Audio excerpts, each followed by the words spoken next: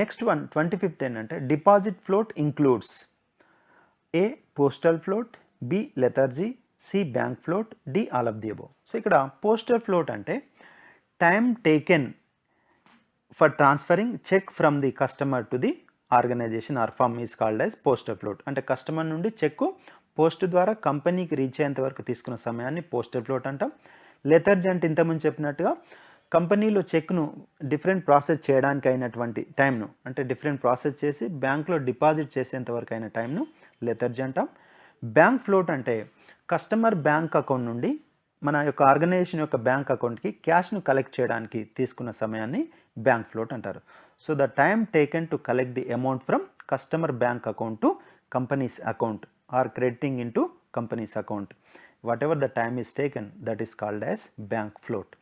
So therefore deposit float అనేది ఈ మూడు కాన్సెప్ట్లు కలిసి ఉంటుంది కాబట్టి డి అనేది ఆల్ ఆఫ్ ది అబోవ్గా చెప్పచ్చు. సో డిపాజిట్ ఫ్లోట్ అంటే చెక్ పోస్ట్ ద్వారా కస్టమర్ నుండి మన యొక్క కంపెనీ యొక్క బ్యాంక్ అకౌంట్లో క్రెడిట్ అయ్యేంత వరకు తీసుకున్నటువంటి టోటల్ టైంని మనం డిపాజిట్ ఫ్లోట్ అని మనం చెప్పవచ్చు.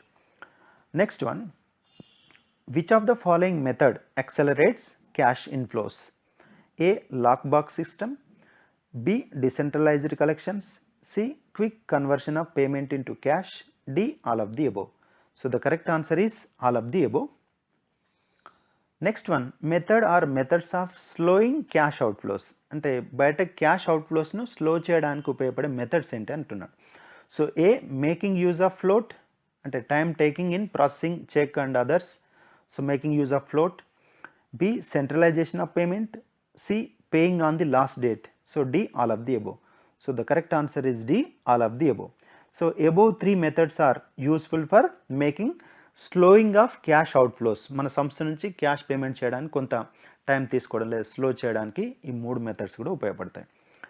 Next one, formula of Baumol model for determining the optimum balance of cash. So optimum balance of క్యాష్ని డిసైడ్ చేయడానికి బౌమల్ యొక్క మోడల్ ఏంటి లేదా ఫార్ములా ఏంటి అని అడుగుతున్నాడు. So A, C is equal to root of 2A into F by O. B, C is equal to root of 2F into A by O. C, C is equal to root of 2O into A by F. D, none of the above. So the correct answer is A, C is equal to root of 2A into F by O. So A stands for what? F stands for what? Let us look at. మనం ఇవి ఏం చెప్తున్నాయి అనేది చూద్దాం. C stands for optimal cash balance. A stands for annual cash disbursement. F stands for fixed cost per transaction. O stands for opportunity cost of cash. So ఇది బౌమల్ మోడల్లో optimum cash balance decide చేయడానికి ఏ option formula మనం ఉపయోగిస్తాం. So ఈ formula ప్రకారం problem కూడా practice చేయండి, ఫార్ములాను గుర్తుపెట్టుకోండి. Next one, receivables are also known as A accounts receivable, B trade receivables, C book debts, D all of the above. So all of the above is the correct answer. Next one, which of the following factors influence the size of the receivables? A, size of credit sales, B, credit policies, C, terms of trade, D, all of the above. So the size of the receivable will depend upon various factors. These factors include size of credit sales, credit policies and terms of trade. Therefore D answer is the correct one, that is all of the above. Next one, in accounting language, inventory means A, stock of goods, B, stock of finished goods, C, list of goods, D, none of the above. So answer B, stock of finished goods only. So accounting language lo inventory means only finished goods. Coming to next one, inventory includes A, raw materials, B, work in progress, C, finished goods, D, all of the above. So when you talk about the inventory, that is the broad term that includes three components, important components. One is raw materials, work in progress, finished goods.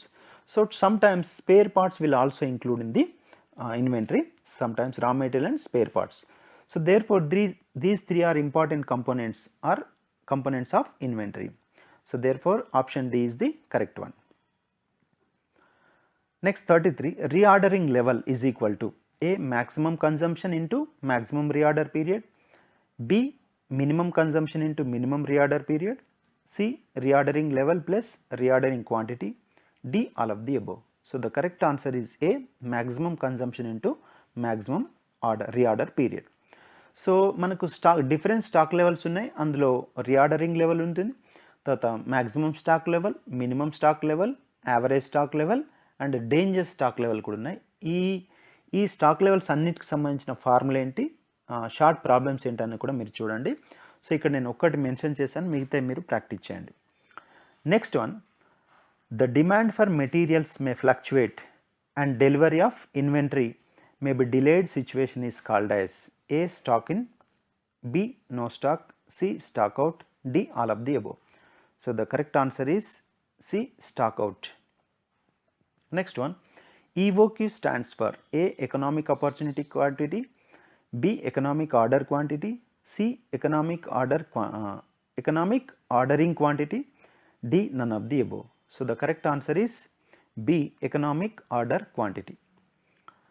Next question, according to ABC analysis, 10% of the items contributing to 70% of the value of consumption are placed under. So this is one of the techniques of material control or inventory control techniques. So ikkada ABC stands for always better control. So మరి 10% of the items contributing to 70% of value are placed under which category? A B category, B C category, C A category, D all of the above. So here correct answer is C A category. మరి ఎలా ఇక్కడ A B C categories ఉంటాయి. A category లో 10% of the items but contributing to 70% of the value, that will be placed under A category. B category lo 20% of the items but contributing to only 20%.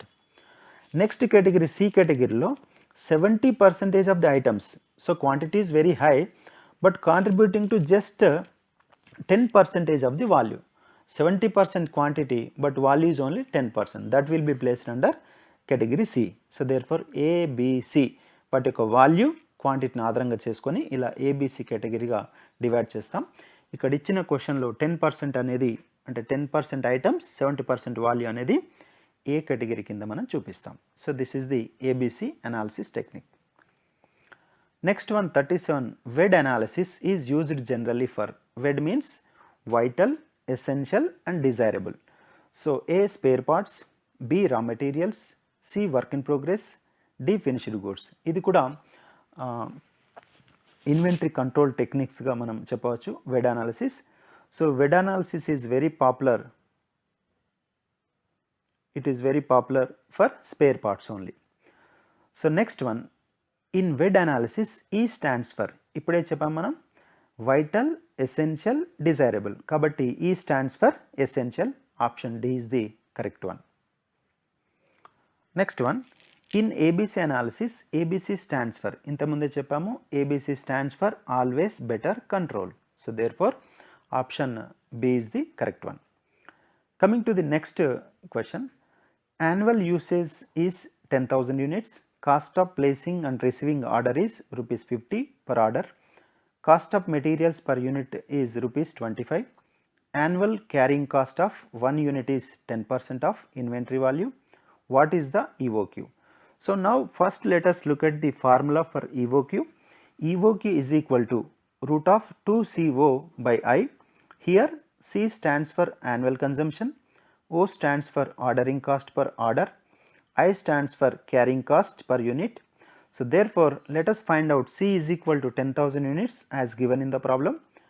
O is equal to, that is ordering cost per order is ₹50, O is equal to 50 rupees. I is equal to, that is carrying cost per unit. So I here in the problem is 10%. So therefore I is equal to 25 rupees, that is per unit cost, into 10%, that is 10 by 100 is equal to 2.5. Now let us insert all the values into the formula. EOQ is equal to root of 2 into 10,000 into 50 by 25 rupees into 10%. So that is equal to root of 10 lakhs by 2.5 is equal to 632 units. So root out cheste manaku vache answer 632 units. Therefore the C anedi correct option 632 units. Ante ఈ 632 units ఒక్కొక్క ఆర్డర్కి మనం place చేసినప్పుడు మనకు ఖర్చులు అనేది ఆదా అవుతాయని ఈ EOQ ఫార్ములా మనకు చెప్తుంది. Next one, which of the following are the principles of working capital management or policy? A principles of risk variation, B. Principle of equity position, C. Principle of maturity of payment, D. All of the above. The correct answer is D. All of the above. Next one, match the following and identify the correct answer. So ఇటువంటి matching questions కూడా మనకు చాలా వరకు అడగడానికి అవకాశం ఉంది. So ఇక్కడ one side మనకు డిఫరెంట్ కమిటీస్ ఇచ్చారు, ఆ కమిటీస్ని ఏ ఇయర్లో కాన్స్టిట్యూట్ చేశారనేది రైట్ హ్యాండ్ సైడ్ మనకు ఇయర్స్ ఇచ్చారు. ఈ రెండింటిని మ్యాచ్ చేస్తూ మనం కరెక్ట్ ఆన్సర్ని మనం ఫైండ్ అవుట్ చేయాలి. So A Dehejia committee, B Tandon committee, C Chore committee, D Marathe committee. So 1 1974, 2 1982, 3 1968, 4 1979. So ఇక్కడ ఆప్షన్ కనుక మనం చూస్తే కరెక్ట్ ఆప్షన్ ఏంటంటే B A3 means Dehejia committee was appointed in the year 1968. That is A3. Next one B1 Tandon committee was appointed in the year 1974. B1. Next one, core committee was constituted in the year 1979. So C4. Next one, D.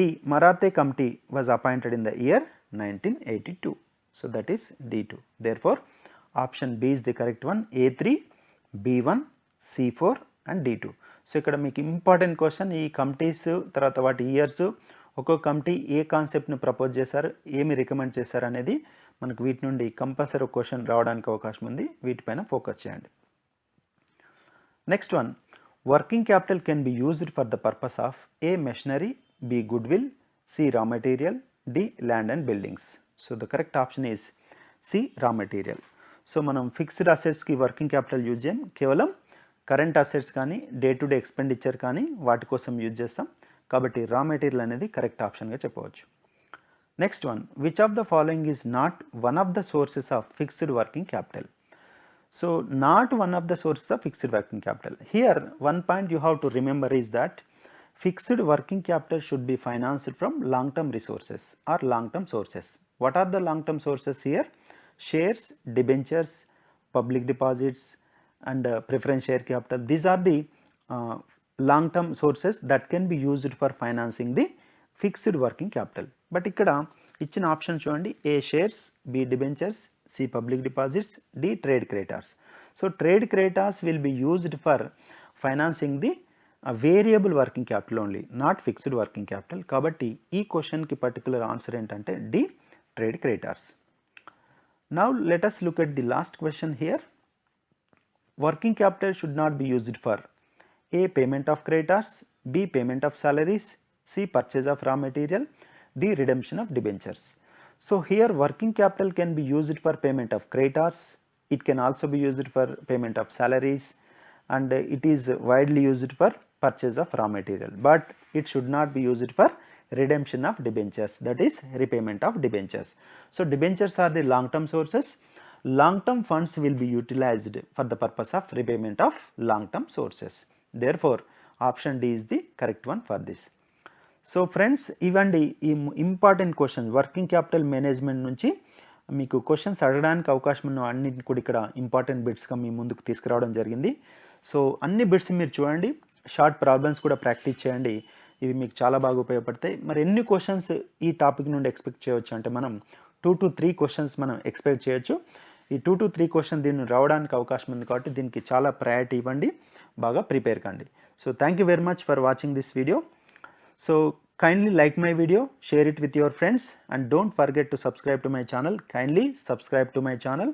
పక్కన bell icon కూడా press చేయండి, మీకు నేను next చేయబోయే వీడియోలన్నీ కూడా notification ద్వారా రావడం జరుగుతుంది. So thank you for watching my video. Thank you one and all.